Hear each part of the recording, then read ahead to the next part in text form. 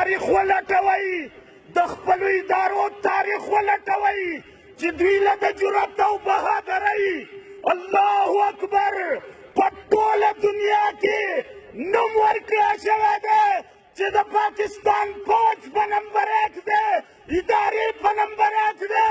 زمارونو انډیا او نورو کافرو د دوی صفونه ماتول غوښته او د دوی ځای د پښتنو هغه صفونه ماتول غوښته چې په دریاب کې به الله اکبر د الطاف حسین کښتۍ تلې او انډیا به بارود او سامان ورکاو او په کراچۍ کې به د پښتنو ضلالت هغه خلکو کاو.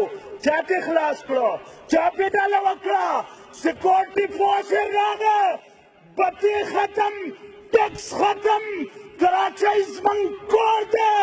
د هغه منظر پشتین څه چې اسرائیل منظور کړی دی د هغه څه نن الطاف حسین نه ودرېږي، د هغه جلسې له خپل خلک نه لیږي.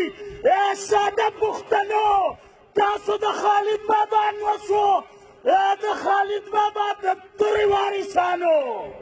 زمونږ د پیغمبر په بخاري کې د لا اله الا الله والا قتل نشته.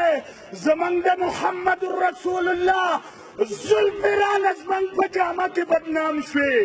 زمارنو ساده ځان نه مه ساتوئ، دعا به کوو د الله نعمت پاکستان ته من ساده او عقل براره راشي.